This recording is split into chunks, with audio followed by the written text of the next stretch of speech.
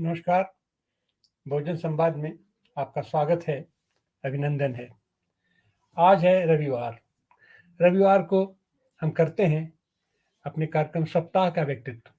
इसमें हम ऐसे किसी व्यक्तित्व से परिचय कराते हैं आपका, जो समाज के लिए अनुकरणीय है, समाज में दलित, शोषित, पीड़ित, उत्पीड़ित लोगों के लिए संघर्ष करता है, उनके लिए प्रेरणा स्रोत बना रहता है और उसका पूरा जीवन वो कहीं न कहीं से एक अनुकरणीय है, ये प्रेरणास्पद है और उसको देख करके बहुत सारे लोग उससे प्रेरणा ग्रहण करते हैं कि ऐसे ही समाज में रहना चाहिए। ऐसे में आज हमारे साथ हैं डॉक्टर गुंजन सिंह।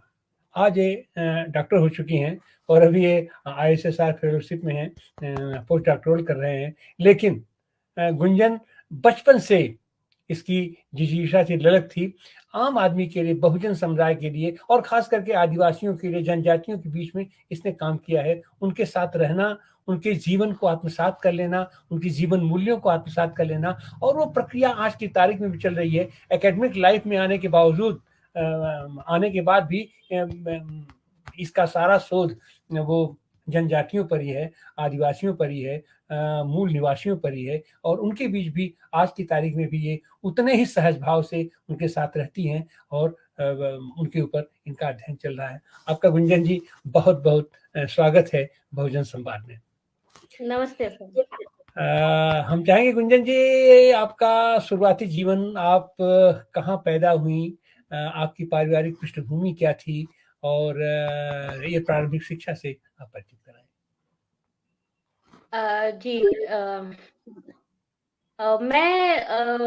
मैं मूलतः गाजीपुर की रहने वाली हूँ, पूर्वांचल की, और मेरा जो पैदाइश है वो गाजीपुर की ही है। हम 4 भाई बहन हैं, 3 बहनें हैं, और बहनों में मैं सबसे छोटी हूँ। और भाई मेरा छोटा है, हमसे छोटा है। और जब मैं पैदा होने वाली थी तो ये उम्मीद था कि कोई लड़का होगा, क्योंकि लड़कों की चाहत में जो है कि लड़कियां पैदा होती रही हैं यहाँ पर। तो वो जिस समय मैं पैदा हुई थी तो एक किसी से पूछा गया था, जो जिनसे पूछा जाता है कुंडली और तमाम ज्योतिष और इन सारी चीजों की वजह से, तो उन्होंने कहा था कि लड़का होगा।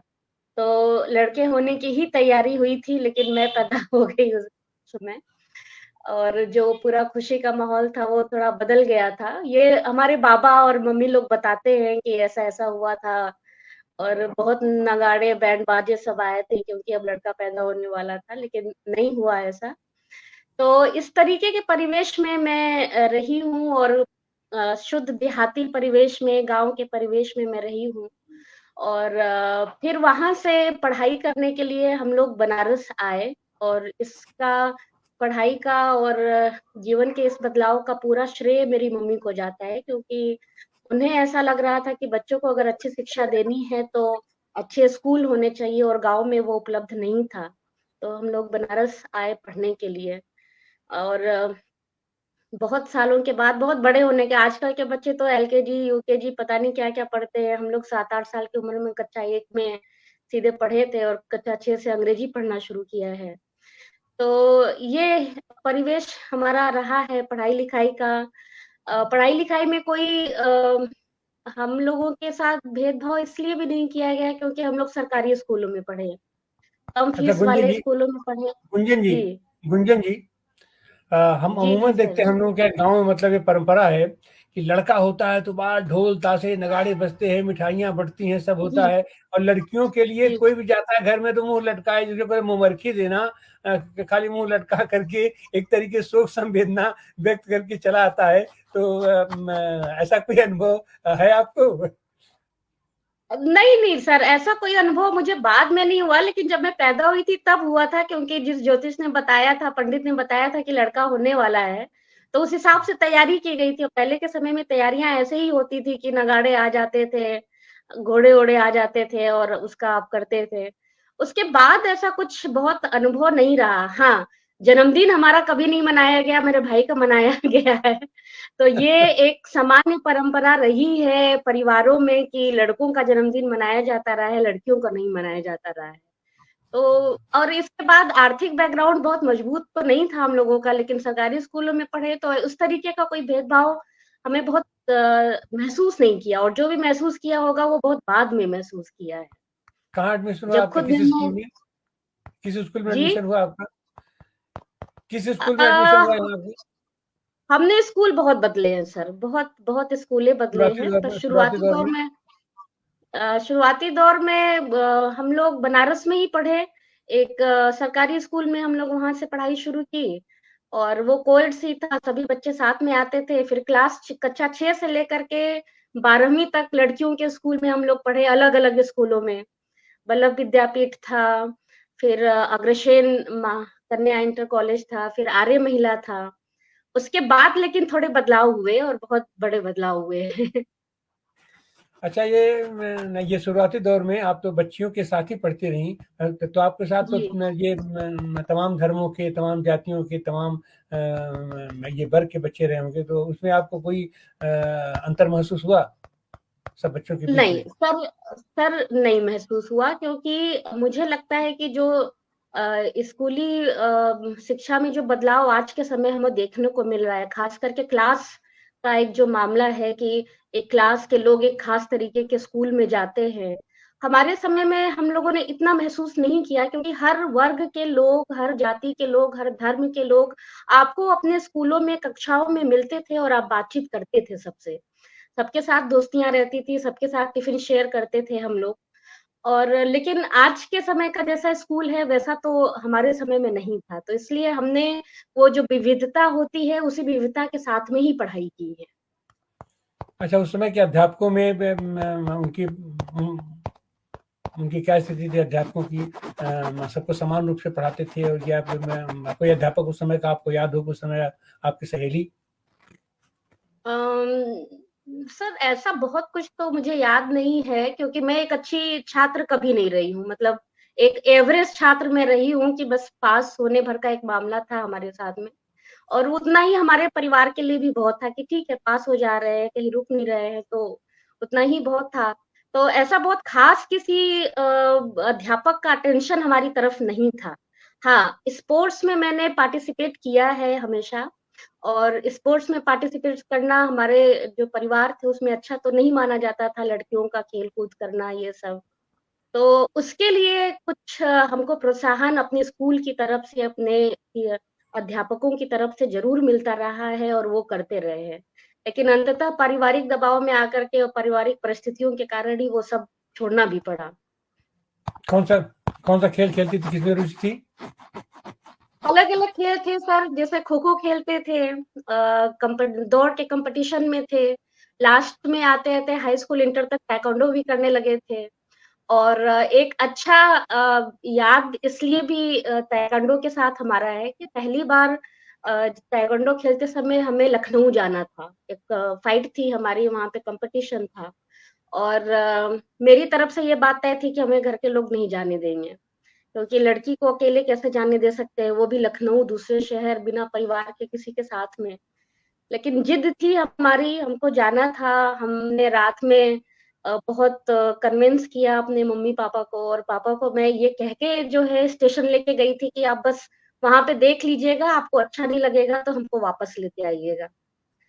लेकिन लेके गए स्टेशन पापा, और वहाँ पे उन्होंने, हमारी जो कोच थी, उनसे कहा कि लड़की पहली बार जा रही है, हमको डर लग रहा है।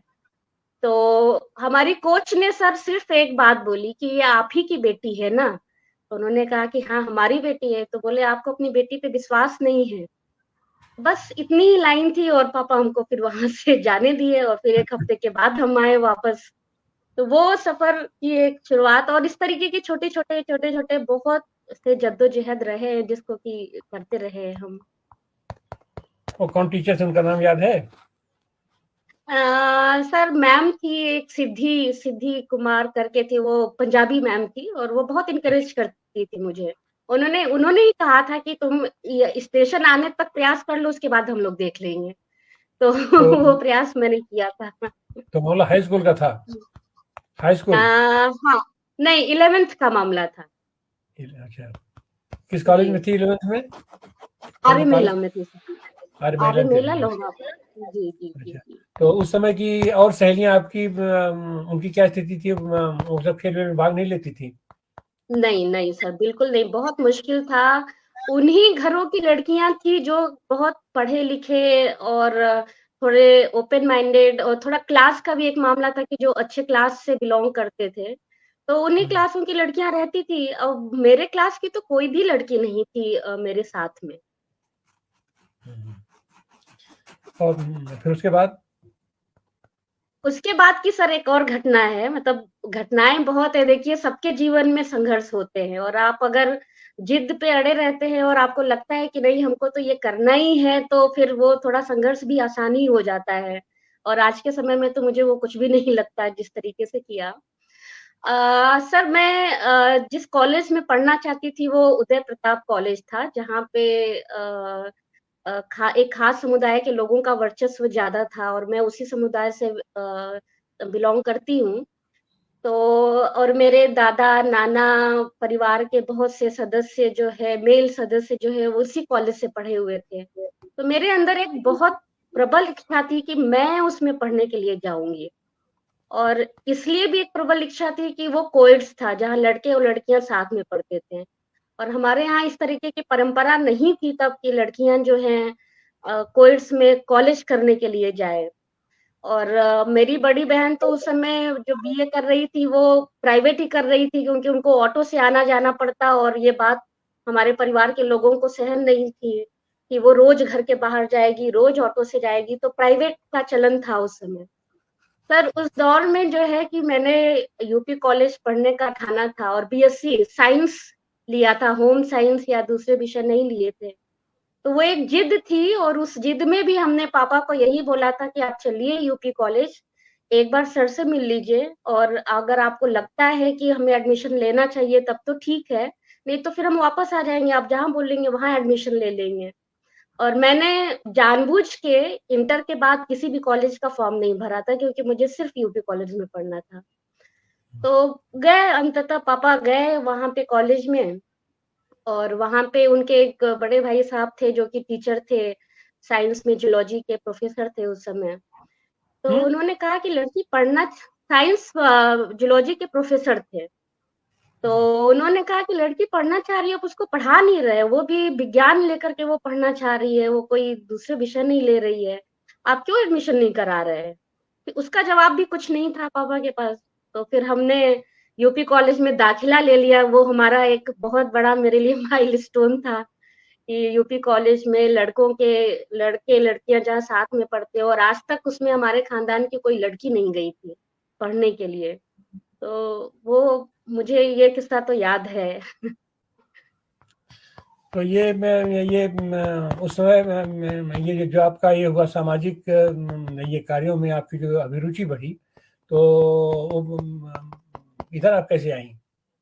झुकाव हुआ। सर इसकी भी एक क्या बताएँ, क्योंकि जब जब से मैंने बीएससी करना शुरू किया था तब से थोड़ा तार्किक एक ज़हनियत तो थोड़ी बन रही थी मेरी। उससे पहले मेरी बिल्कुल तार्किक ज़हनियत नहीं थी, और उससे भी बड़ी बात ये थी कि बनारस का जो परिवेश था, हमारा जो परिवेश था, उसमें जो पैट्रियार्कल जो पूरा स्ट्रक्चर होता है उसको खुद अपने अंदर समाहित करने की एक जो आत्मसात करने का जो समाजीकरण होता है, सोशलाइज़ेशन होता है, वो खुद हमारे अंदर था।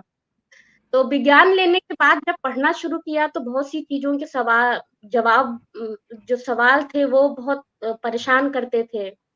तो सवाल तो थे, लेकिन कहाँ पूछना है, किससे मिलना है, ये सब कुछ पता नहीं था, क्योंकि परिवार में ये सब इस तरीके का माहौल नहीं था। लेकिन बनारस में एक ग्रुप के साथ मेरा जुड़ना हुआ, डिबेट सोसाइटी एक यूथ ग्रुप था। जिसमें मैंने जाना शुरू किया था अंग्रेजी अपनी ठीक करने के लिए और थोड़ा बोलना सीखने के लिए। हर संडे को हम लोग किसी विषय पे तैयारी करते थे, और कोशिश ये होती थी कि अंग्रेजी में बोलेंगे, लेकिन अंग्रेजी तो मैं कभी नहीं बोल पाई, लेकिन थोड़ा बोलना सीख लिया हमने।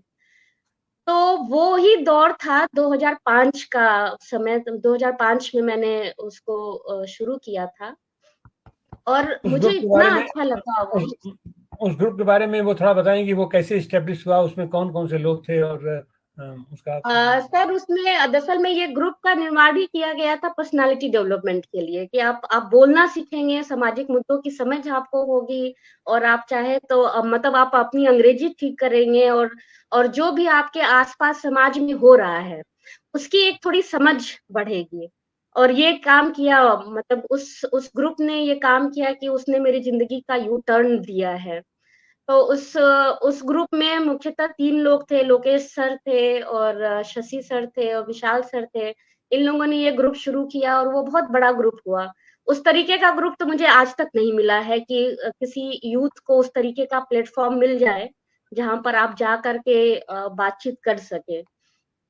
तो शुरुआत मेरी वो वहीं से हुई, शुरू-शुरू में सामाजिक मुद्दों पे बातचीत करना शुरू किया। फिर कुछ दिनों के बाद लगा कि अरे भाई सामाजिक मुद्दों पे बात करना तो आसान है, कुछ काम करना चाहिए। तो कुछ वो काम भी ग्रुप आज करना भी हम है, लोगों ने शुरू किया। वो ग्रुप जी? आज भी है अस्तित्व में? वो नहीं डिबेट सर, ग्रुप आज है अस्तित्व में? नहीं सर, आज तो वो ग्रुप नहीं है, लेकिन उस ग्रुप के अधिकांश लोग बहुत अच्छे-अच्छे जगहों पर हैं और बहुत अच्छा काम कर रहे हैं। सभी ज़िंदगी में सभी लोग अपनी-अपनी जगह पे चले गए हैं और एस्टेब्लिश हैं और काम कर रहे हैं। कुछ लोगों को याद करना चाहोगे, कुछ हैं तुम्हारे संपर्क में अभी उसमें से? सर बहुत से लोग संपर्क में अभी भी हैं। सर मैं एक ज़िक्र यहाँ पे एक और करना चाहूँगी कि मैंने जब बीएससी हम कर रहे थे तो मैं एक अच्छी छात्रा तो कभी नहीं थी, बस पास होने भर का मेरा मामला था। तो बीएससी के साथ भी मेरा यही हुआ कि अंग्रेजी सारा कम्युनिकेशन अंग्रेजी में था जो कि मुझे समझ में नहीं आता था बहुत ज़्यादा, लेकिन फिर भी मैंने बहुत मेहनत की थी। लेकिन जब मैं ग्रुप के साथ में जुड़ी और फिर सामाजिक कार्यों के लिए मैं जाने लगी तो मैं इसको बताना नहीं भूलूँगी कि मेरी एक दोस्त और मेरी सीनियर भी हैं एकता, तो कभी एक म बनारस में मडुआडीह स्टेशन के पास में बस्ती थी, तो मैं शायद पहली बार इस पूरे पारिवारिक संरचना में किसी इस तरीके की बस्ती से मिलने जा रही थी, बस्ती के अंदर जा रही थी। तो मुझे रास्ते भर एकता ने ये समझाया कि बस्ती में जाकर के तुम रिएक्ट मत करना किसी तरीके से, कि ये लोग गंदे हैं या फिर यहाँ का परिवेश ऐसा है। तो मुझे ये बात नहीं समझ में आई, मुझे लगा कि ये इतनी क्या बड़ी बात है, लोग ही तो होंगे वहाँ पर। लेकिन जब मैं बस्ती गुंजन के अंदर ये गई।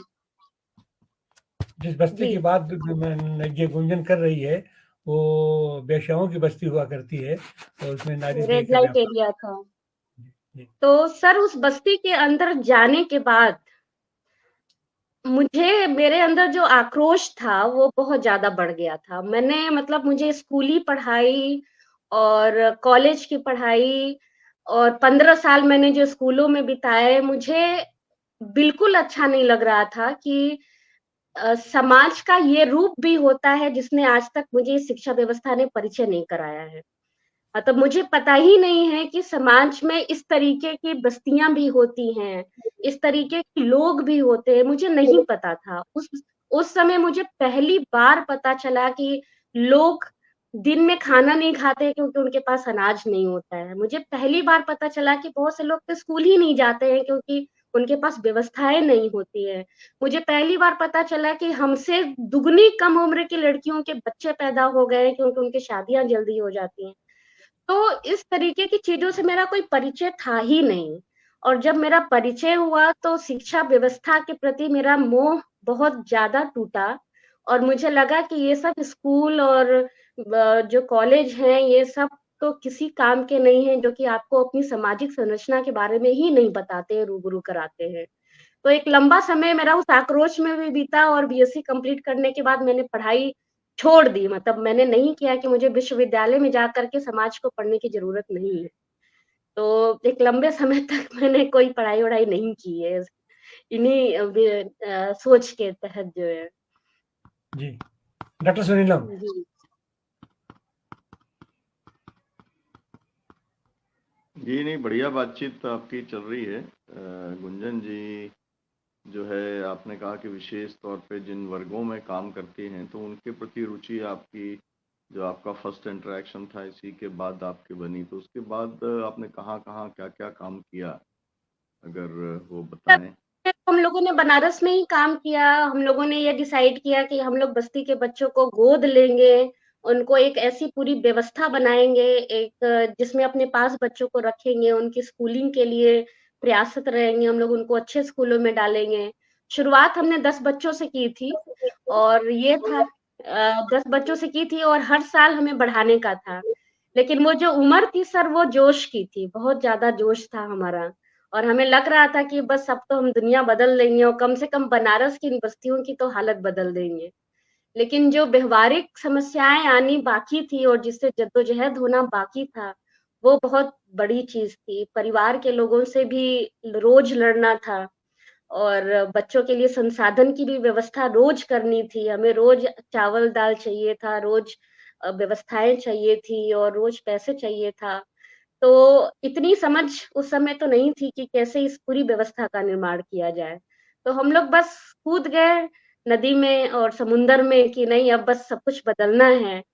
तो उस जोश के साथ हम लोगों ने काम शुरू किया। कुछ समय के बाद मैं लखनऊ भी आ गई थी और लखनऊ में भी मैंने बस्तियों में पढ़ाने का काम किया और सोशल अवेयरनेस जागरूकता को लेकर के, जेंडर को लेकर के सूचना के अधिकार को लेकर के, उनके अधिकारों को लेकर के हम लोगों ने काम बनारस में भी किया।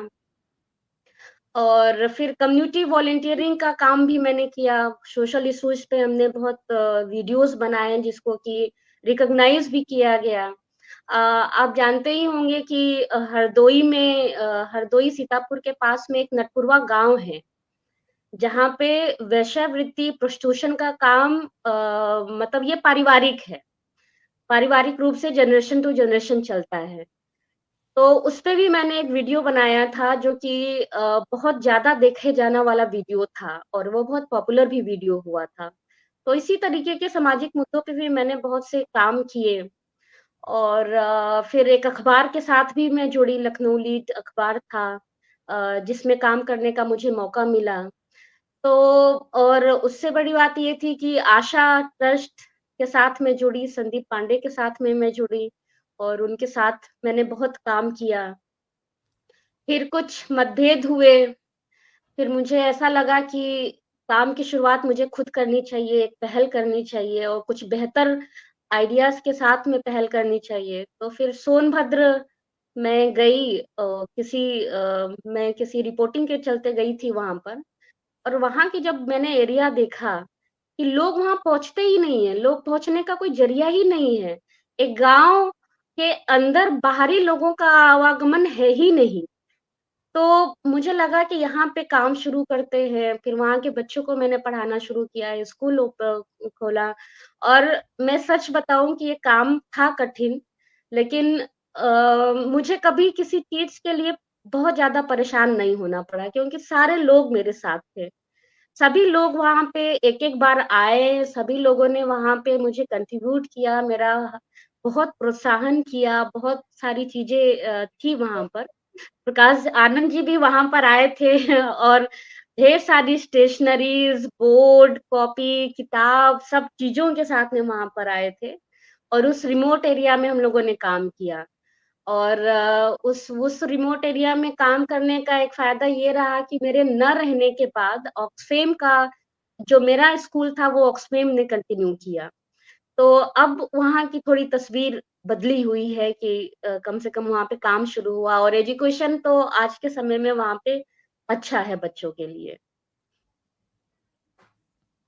जी, तो अभी आपका जी वहाँ से सर। उस गाँव से संबंध है, संपर्क है अभी आपका? नहीं सर, बहुत संपर्क नहीं है क्योंकि जाना नहीं हुआ मेरा, दोबारा जाना नहीं हुआ लेकिन फ़ोन पे थोड़ा अपडेट लेते रहे और अब तो वो भी नहीं अपडेट हो पाता है। तो आपकी मुलाकात वर्धा में हुई, तो आप वहाँ कैसे पहुँच गई थीं? वर्धा सर दरअसल में वर्धा पहुँचे थे अपने एक मित्र से मिलने के लिए हम वहाँ पर और फिर मैंने वर्धा विश्वविद्यालय देखा था और अपने मित्र से शादी करने के बाद मैं वर्धा ही रहने के लिए चली गई थी। तो वो पूरा समय जो है दो बीएससी करने के बाद 2000 मतलब 2006 में मैंने बीएससी कंप्लीट किया और 2011 दिसंबर में मैं वहाँ गई थी रहने के लिए। तो इस वजह से वहाँ पे जाना हुआ था। आप अपने मित्र के साथ इंटरेक्शन के बारे में, उनके बारे में अगर कुछ आप साझा करना चाहें? हाँ, बिल्कुल। दरअसल में जब मैं सोनभद्र में काम कर रही थी, तो उन्होंने मेरे काम में बहुत इंटरेस्ट लिया था और मैं बहुत सी चीज़ें पढ़ती थी, लेकिन उसके प्रति बहुत एक होता है कि आप उसको अमल कैसे करेंगे ज़िंदगी में? शायद इस तरीके की चीज़ें नहीं थी, बहुत तार्किकता नहीं थी, बहुत समझ भी नहीं थी, बहुत सी चीज़ें हमने नहीं पढ़ी थी। और लेकिन बहस होती थी, सामाजिक मुद्दों पे बहुत बहस होती थी। और उस बहस में एक मुद्दा ये भी होता था कि जो माँग नागरिक की तरफ से उठनी चाहिए, जिस चीज़ के लिए नागरिक को आवाज़ उठाना चाहिए, उसके लिए अगर बीच के लोग जाकर के सुविधा उनको प्रोवाइड कर देंगे, तो वो जो अधिकार होते हैं, वो जो क्रांति की बात होती है, वो कहीं न कहीं ब्रेक हो जाती है। अगर गाँव के लोगों के अंदर इतनी आप अवेयरनेस पैदा कर दें कि वो अपने लिए स्कूल की डिमांड खुद करें और वो ये कहें कि नहीं, स्कूल हमारा शिक्षा हमारा अधिकार है, वो हमें मिलना चाहिए, वहाँ तक तो ठीक है। लेकिन अगर आप ये अवेयरनेस उनके अंदर नहीं पैदा कर रहे हैं और आप जा कर के उनके लिए स्कूल ही खोल दे रहे हैं, तो ये आपने अपनी तरफ से एक सुविधा आपने दे दी, जिससे नागरिकता का जो बोध होता है, जो सवाल उनके अंदर ज़हनियत होनी चाहिए, जो सवाल उठाने का होना चाहिए, वो नहीं हो पाता है। इस बात को लेकर के मेरी बहुत बहस होती थी, लगता था कि नहीं ऐसा नहीं है। तो ये और बाद में बहस मुझे ये बात गुंजन जी, ये बहस तो पूरे एनजीओ सेक्टर के बारे में है। बहुत सारे लोग बहुत अ, क्रूडली ये कहते हैं कि जिन जी, कुछ आवश्यकताओं के या जो अभाव की पूर्ति क्योंकि एनजीओ कर देते हैं, इसलिए जो बड़ी लड़ाई है वो बन नहीं पाती है। फिर एक ये जी, भी तर्क दिया जाता है कि बड़ी लड़ाई बनाने के लिए लोगों को जो अभावग्रस्त छोड़ दिया जाए और जो कुछ भी उनकी हुँ, मदद की जा सकती है। आप एक स्कूल में आप कहीं गई थी जिसके अंदर आप बता रहे थे कि प्रोफेसर साहब ने, ये डॉक्टर आनंद प्रकाश जी, जी ने भी कंट्रीब्यूट किया था किताबें और सब कुछ लेके, क्या-क्या ढो कर के लेके गए थे। तो जी, अगर आप उस गाँव को टेस्ट केस के तौर पे आप देखें, तो आप जो जी। तर्क दे रही हैं, उसको आप कहाँ पाते हैं? सर देखिए, हर चीज़ कोई आर या पार नहीं होती है। ये बहस अपनी जगह बहुत सही है और इस बहस से मैंने बहुत सालों जूझा है। मुझे लगता था कि ऐसा नहीं, मतलब सुविधा प्रोवाइड करने का काम हमें नहीं करना था, वो नागरिक को खुद करना था। और हमारा काम यहाँ तक होना चाहिए कि हम उनके अंदर नागरिकता का बोध पैदा करें। हम उनके अंदर उनके अधिकारों के प्रति सचेत करें, जागरूक करें कि ये उनका अधिकार है, ये होना चाहिए। और ये सर मुझे आज भी लगता है कि बुनियादी सुविधाएँ नागरिक को मिलनी चाहिए। ये उनके ज़हनियत में होनी चाहिए कि ये उनका अधिकार है। ये देने का अधिकार सरकारों का है। इसके लिए हम उनको सुविधा प्रोवाइड नहीं कर सकते और जब तक ये अधिकार, बुनियादी सुविधाएँ लोग खुद नहीं माँग करेंगे, तब तक मुझे नहीं लगता कि बहुत बड़ा कुछ परिवर्तन होगा। और आज के समय में तो मुझे लगता है कि इसकी सख्त ज़रूरत है कि लोगों को दरअसल में इस बात को समझने में ही समय लग रहा है कि शिक्षा, स्वास्थ्य, रोज़गार उनकी बुनियादी ज़रूरतें हैं और उनको इसके लिए जो है जद्दोजहद करनी पड़ेगी। तो आज भी ये बुनियादी सवाल मुख्य मुद्दा नहीं बन रहा है। तो ये वैसे तो गुंजन सालों की जी, एक प्रक्रिया है जिसमें बहस में हम लोग लगातार लगे रहे हैं। ये बहस नहीं, इसमें तो आपको मालूम है एक लाभार्थी वर्ग जो है, जी, सरकारों ने और पार्टियों ने खड़ा कर दिया है और बिल्कुल, वो बिल्कुल सर। अपना पूरा डिपेंडेंट बना करके और पूरा जो देश के अंदर वोट लेने की पद्धति है, वो स्कीम्स के आधार पर चल रही है।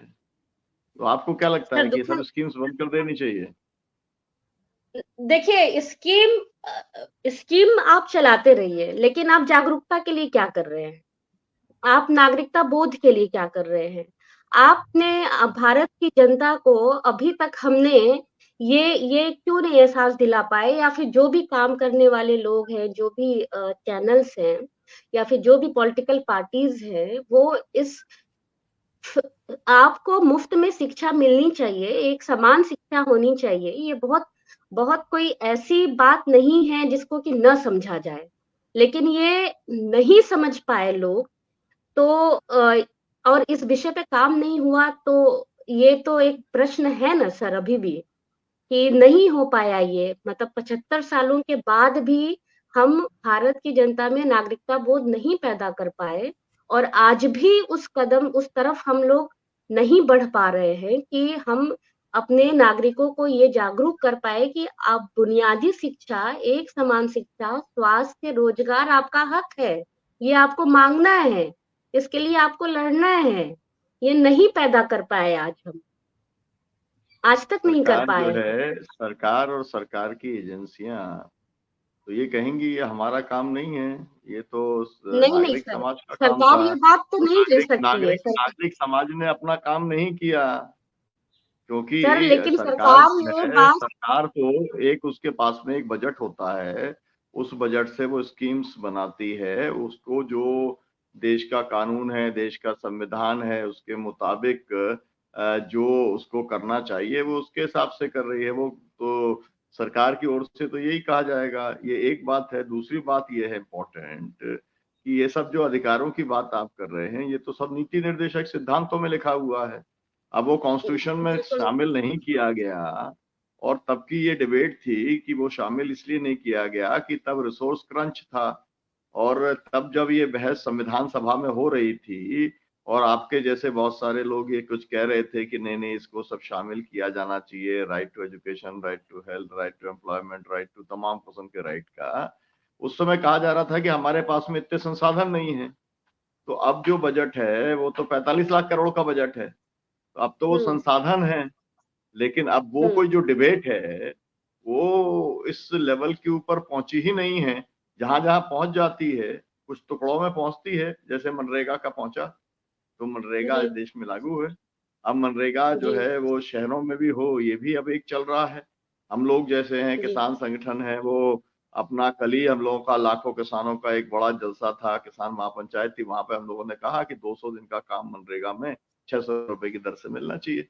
मतलब चल बिल्कुल रहा है, टुकड़ों टुकड़ों के अंदर चल रहा है। लेकिन 76 वर्ष में जहां तक ये बहस पहुंचनी चाहिए थी या जो हो जाना चाहिए था, वो यहाँ पर नहीं हुआ है। तो आप अब ये सर, मुझे बताएं कि यही आप बात अभी मैं बहस कह को रही छोड़ हूँ। देते हैं, बहस को छोड़ देते हैं, क्योंकि लोगों की बहस में रुचि नहीं जी है। अब रुचि इस बात जी में जी है कि आप ये बताइए कि ये काम आगे बढ़ेगा कैसे, या आपकी नजर में जिस दिन आपने पहले ये काम शुरू किया था तब से लेके आज तक मेरे को लगता है कि 10-20 साल हो गए होंगे, तो कहाँ तक बढ़ा हाँ हुआ सर पाती बिल्कुल। हैं आप इस काम को? और सर जो बहुत, है अगर कुछ लिमिटेशन आप देख रही हैं तो वो कैसे दूर होगा? मतलब कॉन्क्रीटली हम ये बातचीत करें। जी जी जी सर, एक इससे पहले मैं एक बात कहना चाहूंगी कि आपने ये कहा कि सरकारें ये नहीं कहती हैं। सरकारों को यही कहना था, क्योंकि भारत एक कल्याणकारी राज्य है। तो अब सरकार ये नहीं कह सकती है कि हम ये नहीं सुविधा दे सकते, उनको ये काम ही था करना, लेकिन नहीं हुआ वो आप सही कह रहे हैं कि ये बहुत लंबी बहस चलेगी, और इस पे बात करेंगे तो अ, हमारी दिशा ही दूसरी तरफ चली जाएगी।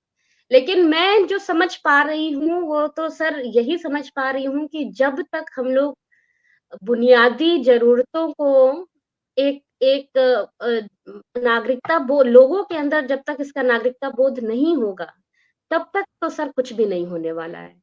हाँ, उस नागरिकता बोध को हम कैसे जगाएँ और ये जागरूकता किस तरीके से हो, इस पे अगर हम बात करें, आप ये जो स्कीम्स की बात कर रहे हैं, वो चलनी चाहिए। अगर हमें नहीं भूख बात लगी है, तो करें ना, हमें आप खाना बताइए तुरंत ना, चाहिए। आप बताइए, जी। मतलब कि नागरिकता बोध जो है वो कैसे बढ़ेगा और कैसे जो आप सोच रही हैं वो ये पूरा होगा, इसके बारे में बताइए आप। सर, ये एक बहुत लंबी प्रक्रिया है। ये हम एक तो चाहते हैं ना ये दर्शकों को कुछ वैचारिक खुराक बिल्कुल, भी मिले और कुछ कॉन्क्रीट सुझाव भी मिले। तो आपके जैसे जो युवा और पीढ़ी अब के देखिए लोग, जैसे इसके जिस लिए समय आपने शुरू किया था, उस समय जी। वाली एज में अगर आज कोई ऐसे दर्शक हैं जो इसे देख रहे हैं या देखेंगे, तो कम से कम उनके पास तो ये नए आइडियाज़ जाए ना, क्योंकि एक आइडिया का ही पूरा खेल है। और आइडिया से जी, कोई ना कोई बिल्कुल। इंटरेक्ट कराता है। आपको एक एकता जी जी, मिली, वो आपको लेके चली गई। आपको कोई ना कोई जी, एक जी, मिला टीचर, उसने आपको वहाँ पे ले गया। तो ऐसे ही होता है ना, मतलब कोई ना कोई कैरियर बनता बिल्कुल, है, कोई ना बिल्कुल। कोई एक माध्यम बनता है। तो मैं चाहता हूँ कि जी। आप भी माध्यम बन के आप बताएं ना, कैसे नागरिक बोध पैदा होगा, कैसे ये बात आगे ये बढ़ेगी। आप जिस नागरिकता बोध का सॉल्यूशन हमसे चाह रहे हैं, मतलब हमसे पूछना चाह रहे हैं, वो कोई इतना आसान तो काम है नहीं कि जो 75 सालों में नहीं हो पाया और हमारे सॉल्यूशन देने से ये काम हो जाएगा। लेकिन फिर भी मुझे जो लगता है, और मैं भी उसी प्रक्रिया से आई हूँ ना सर, मुझे भी नहीं पता था कि क्या करना था, क्या नहीं करना था और क्या होना चाहिए। तो लेकिन एक एक धीरे-धीरे चीज़ें समझ बनती गई, ज़िंदगी बनती गई, ज़हनियत बनती चली गई। तो उसमें आज भी मुझे ये लगता है कि जब तक हम लोगों की बुनियादी चीज़ों पे बातचीत करना नहीं शुरू करेंगे, उसके लिए उनको जागरूक करना नहीं शुरू करेंगे, तब तक हम कुछ कर नहीं पाएँगे। तब तक आप स्कीम ही लाते रह जाएँगे और ये ज़िंदगी भर चलने वाला और लंबे समय तक चलने वाला एक प्रक्रिया रहेगा। सर, कनाडा जैसे देशों में या फिर जहाँ पे भी अ इस तरीके के जो प्रोग्रेसिव देश हैं, वहाँ पे एजुकेशन तो फ्री है सर। ये कोई बहुत बड़ी बात तो नहीं है कि हमें पता नहीं है और हमारे पास मॉडल नहीं है, है ना? वहाँ पे किसानों को तो सब्सिडी दी जाती है और मॉडल हमारे पास ही है, हमारे पड़ोसी के देशों के पास में भी है। लेकिन अब उसकी मंशा क्यों नहीं है और इसका क्या पॉलिटिकल कारण है, तो उसपे बात करने की ज़रूरत है। ये संरचना बनाना इतना आसान तो नहीं होगा कि हमारे स्तर पे सॉल्यूशन मिल जाएगा सर। नहीं, मैंने आपसे ये सवाल इसलिए किया था कि आप हुँ, क्योंकि उस दिशा में चिंतन कर रही हैं, तो अगर आप हुँ, यहीं पर पहुंची हो, मतलब कुछ सजेशंस आपके पास हो, तो उन सजेशंस के ऊपर हम लोग बात करें। ये मेरा मकसद था। सॉल्यूशन तो समाज अपना निकालता सजेशन रहता है, समय समय पर बात आगे बढ़ती रहती है। बहुत सारे लोग, बिल्कुल, अफसर लोग भी यही काम करते हैं, पॉलिटिकल पार्टीज के थिंक टैंक भी यही काम करते हैं, समाज के हुँ, बहुत हुँ। सारे लोग एक साथ ये सब काम कर रहे होते हैं। सब जी, चलता बिल्कुल। है इसी के बाद। इसीलिए मैंने तो आपको कि ये हम जो इंटरव्यू है वो आपके साथ बातचीत कर रहे हैं। तो अगर आपका इस दिशा में कुछ आप कहना चाहें तो कहें, नहीं तो फिर हम लोग और आगे बढ़ते हैं तमाम अब सारे सर सवाल पर। मैं सिर्फ़ इतना ही कहना चाहती हूँ कि कर्तव्य जितना हम समझते हैं, उतना अपने अधिकारों को भी समझने लगेंगे तो काम थोड़ा-सा आसान होगा। जी, ये तो सरकारें के लिए सबसे ज्यादा कन्वीनियंट बात है।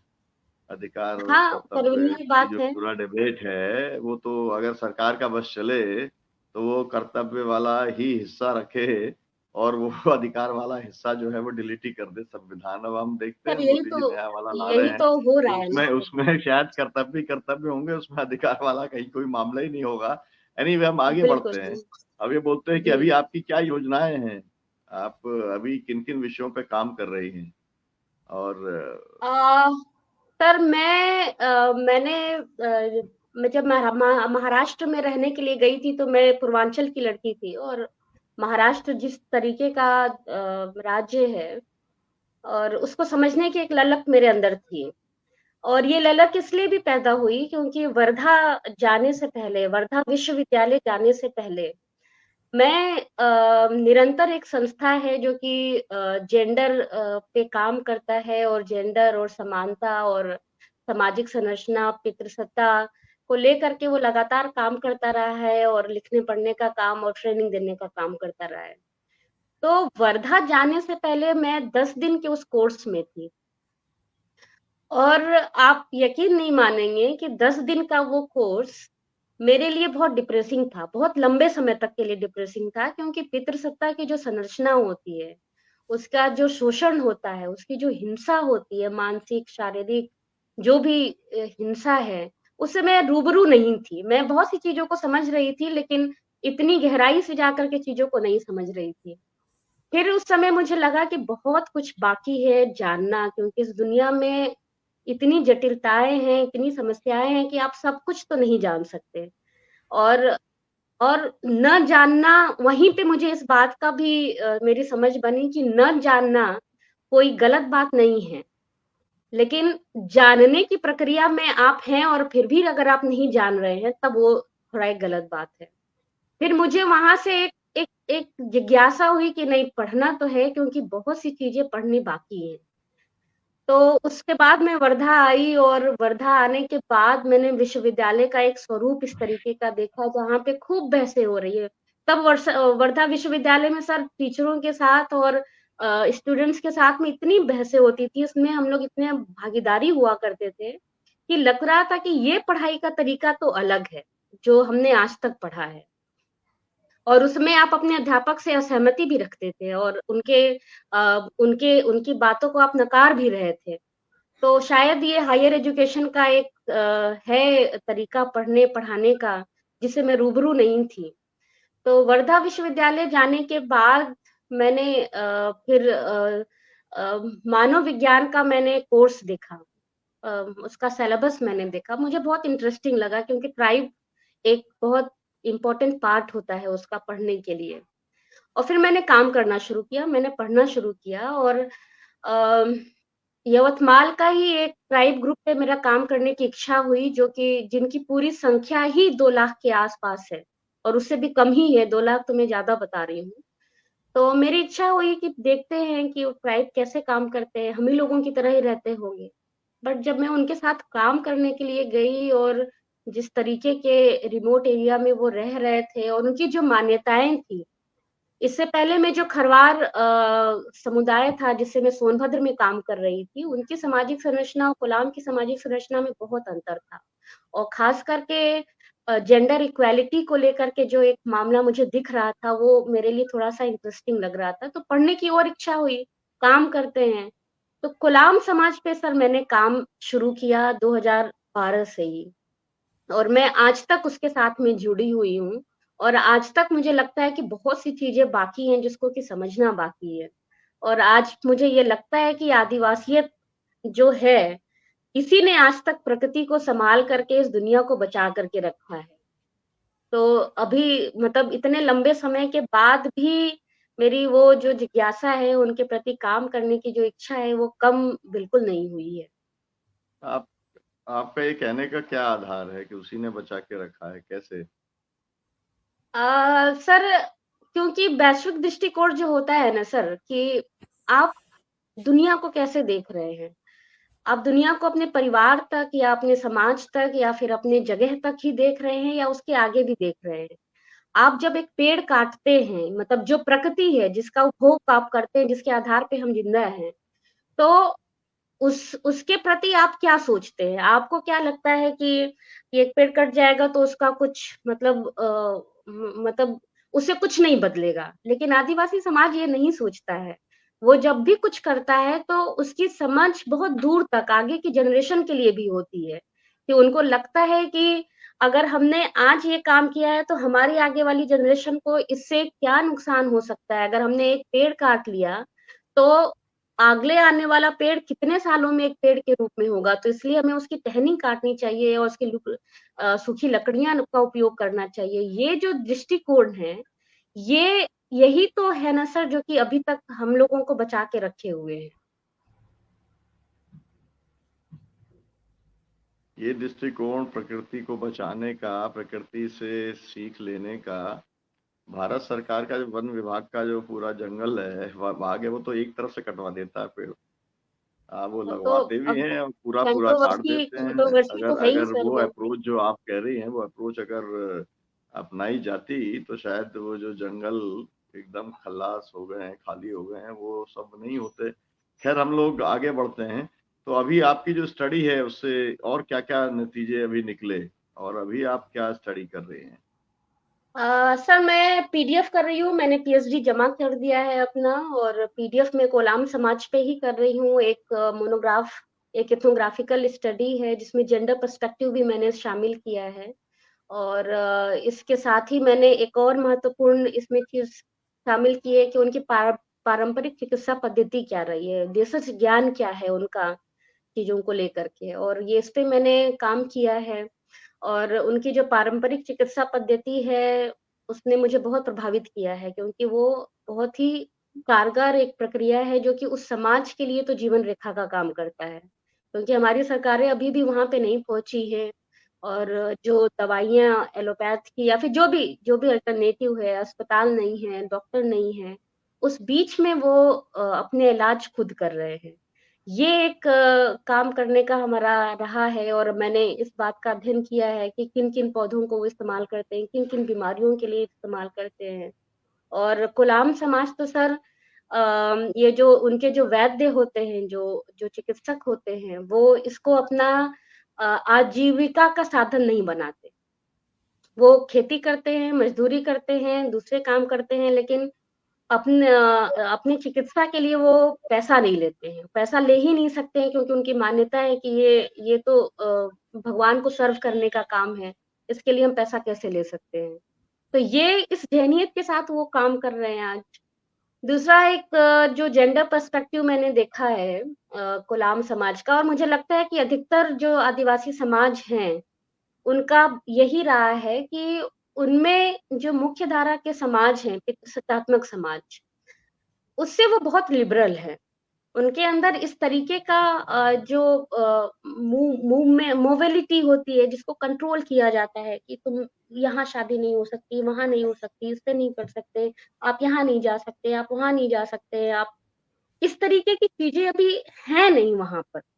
पितृसत्ता तो पहुँची है बहुत बहुत हद तक लेकिन बहुत फ्लेक्सिबल है। तो एक जेंडर पर्सपेक्टिव मेरा काम करने का ये भी एक है और उस समाज को समझने का भी मेरा काम है।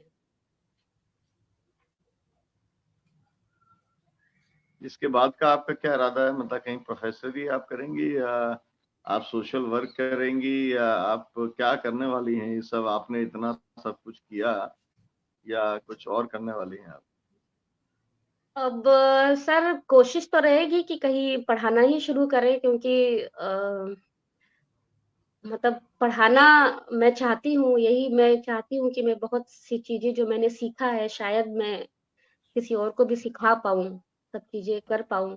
तो एक उद्देश्य तो ये है कि नहीं अगर मौका मिला तो मैं पढ़ाने के क्षेत्र में ही जाऊँगी और नहीं तो हमारे आस-पास बहुत सी चीज़ें हैं जिसको करने के लिए हमें ज़रूरत है। लेकिन मैं शिक्षा पे काम ज़्यादा करना चाहूँगी इस पीडीएफ के बाद, पोस्टडॉक कंप्लीट होने के बाद।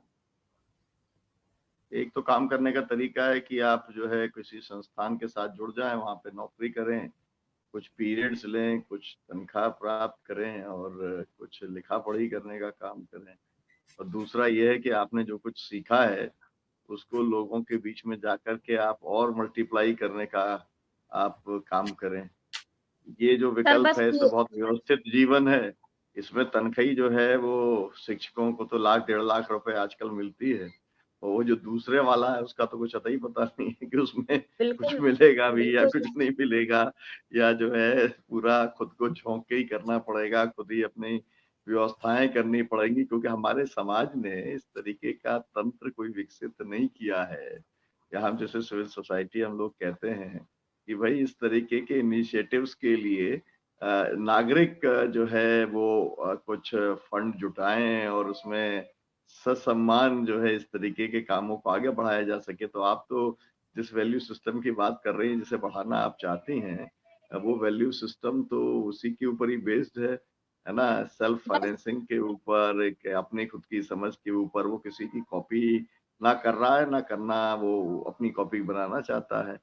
तो सर लेकिन मैं एक बात जी, कहना चाहूँगी कि 6 साल का समय जो है मैंने जब हम सोशल एक्टिविज़्म में बहुत एक्टिव थे और काम कर रहे थे, तो उन 6 सालों में काम करते रहने के दौरान मुझे कभी इस बात का एहसास नहीं हुआ कि मेरे साथ लोग नहीं हैं या फिर मैं ये व्यवस्था नहीं कर पाऊँगी।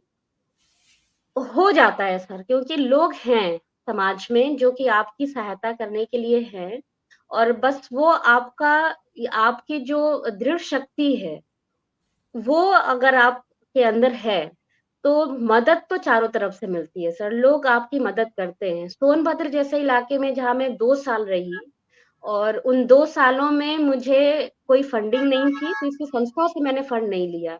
मैंने लोगों से ही लिया है, लोगों ने ही दिया है और मुझे कभी किसी चीज़ की कमी भी नहीं हुई कि नहीं ये इंफ्रास्ट्रक्चर तैयार करना था तो मुझे नहीं मिला, ऐसा नहीं हुआ। मुझे घर भी मिला उस जगह, स्कूल के लिए जगह भी मिली, स्टेशनरीज भी मिली, जो चीजें मुझे चाहिए था वो सब मिला। तो ये कहना, हाँ, बहुत बड़ा स्ट्रक्चर तो हम नहीं तैयार करने जा रहे कि बहुत बड़ी बिल्डिंग बनवा दे तो मुझे करोड़ों चाहिए तो उसके लिए फंड चाहिए, इस स्तर पे काम नहीं था हमारा। लेकिन जो भी काम था उसमें नागरिक सहयोग ही था, और नागरिक सहयोग लोगों ने किया, और मुझे ये विश्वास है कि आज भी अगर हम इस तरीके का काम करने शुरू करें तो ये जो हमारे आसपास के लोग हैं वो हमसे जुड़ते हैं, वो करते हैं। बहुत से लोग हैं जो करना चाहते हैं, समय नहीं है, नहीं कर पाते, तो वो आपको पैसे दे देते हैं, वो किसी दूसरे संसाधन से आपको मदद कर देते हैं। बहुत से तरीके होते हैं सर। तो मुझे नहीं लगता कि जी अगर मैं जी जी जी मैं क्योंकि बस तिवारी जी के पास में बहुत सारे प्रश्न हैं, मैं केवल जी आपसे एक ही प्रश्न ये करना चाहता हूँ, नई पीढ़ी के, ठीक है ना, आपने जिस उम्र के अंदर समाज के बारे में सोचना शुरू किया, अपने से इतर सोचना शुरू किया, सामाजिक सरोकारों के साथ में आप जुड़ी, अगर नई पीढ़ी के ऐसे कोई लोग हैं जो इस शो को देख रहे हैं या देखेंगे, वो अगर कुछ करना चाहें तो आप उनके लिए आप क्या परामर्श देंगी? 1 2 3 4 5 6 क्या-क्या करना चाहिए अगर वो ऐसा काम, क्योंकि तमाम सारे ऐसे हमको युवा लगातार मिलते हैं जो हमसे कहते हैं कि हम करना चाहते हैं लेकिन समझ में नहीं आता क्या करें, है ना? और जब वो हमारे आस-पास आते हैं तो उन्हें दिखता अरे! इतने केस और इतनी जेल, इतने हमले और ऐसा जीवन तो भई अब जो है ये तो नहीं हो पाएगा, लेकिन थोड़ा-सा और बताइए आप कुछ। तो आप शायद ऐसा कुछ बता दीजिए जिससे आपने जो कुछ काम किया उससे एक कुछ दिशा मिल सके और इसको फिर आगे इस चर्चा को वो अभी इस चर्चा को कंटिन्यू करेंगे तिवारी जी, है ना? अगले 8 मिनट हमारे पास बाकी हैं। अभी मेरे जवाब देने के बाद जितना बचेगा तो उसके ऊपर चर्चा करेंगे। जी बोलिए आप, डॉक्टर तो गुंजन जी। सर, एक्चुअली इस उम्र में हम लोगों ने काम शुरू किया था, तो हमें ये लगता था कि हम सब कुछ कर सकते हैं। आज ये लगता है कि हम सब कुछ नहीं कर सकते हैं। हम कुछ ही काम कर सकते हैं जिसमें आप अ, समस्याएँ इतनी हैं कि आप सारी समस्याओं के साथ में तो जुड़ नहीं सकते हैं। मतलब सारी समस्याओं के साथ अगर आप जुड़ भी गए, तो सारी समस्याओं के साथ काम नहीं कर सकते हैं।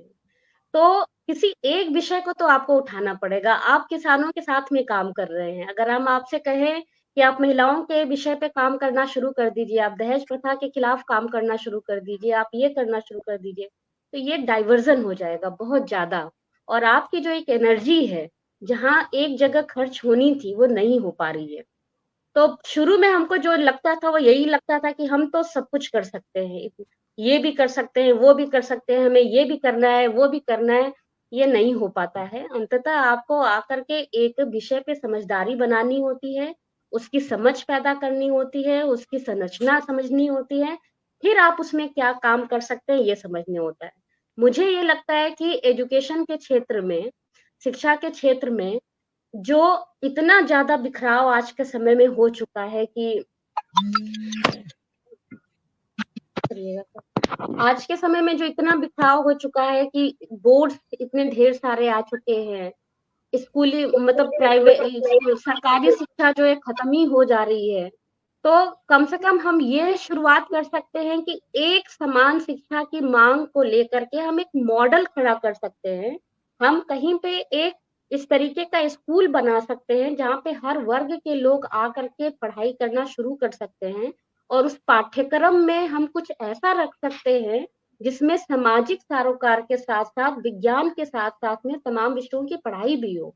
एक प्रैक्टिकल चीज़ों को लेकर के हम बातचीत कर सकते हैं। तो मुझे तो लगता है कि हम सारे विषयों पे काम नहीं कर पाते हैं। समझ होने के बावजूद भी हमें किसी एक विषय पे ही अपनी समझदारी करनी चाहिए।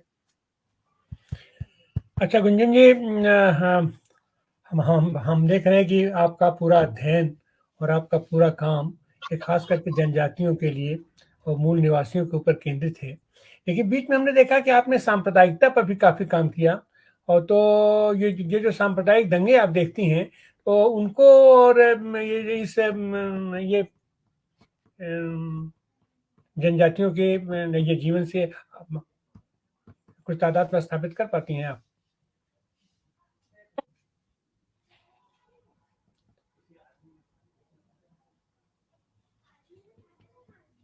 कैमरे के ऊपर उंगली मत करो।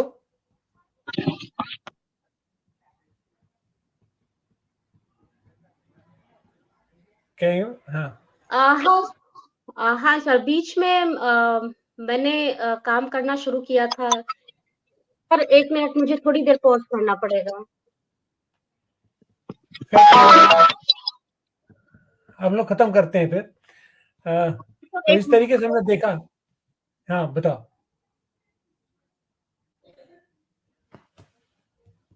हमारे साथ थी डॉक्टर गुंजन सिंह।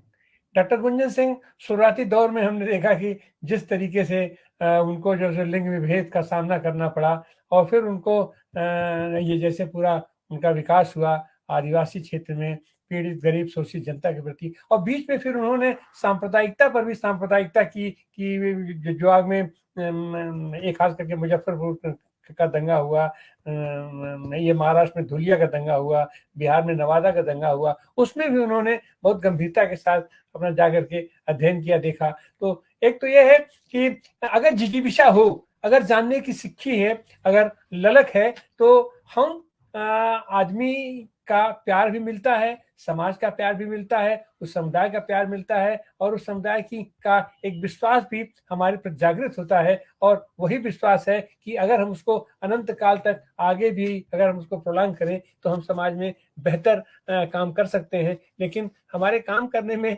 बाधा आ जाता है, हमारा साधन संसाधन उसमें बाधक बनता है, और जिसके चलते हम उतने अच्छे तरीके से, उतने बेहतरीन तरीके से हम काम नहीं कर पाते हैं। आज आवश्यकता है समाज को कि ऐसा कोई अगर विद्यार्थी, ऐसा कोई युवा अगर हमारे साथ आता है, तो हम उसका सहयोग करें, उसको मदद करें, और उसको कहीं से भी उसको वो अकेला है ऐसा हम ना महसूस होने दें। और ऐसे युवाओं की फौज अगर हम तैयार कर पाएंगे, तो निश्चित रूप से समाज बेहतर दर बेहतर होता जाएगा। आज के दिन हम ऐसे युवाओं का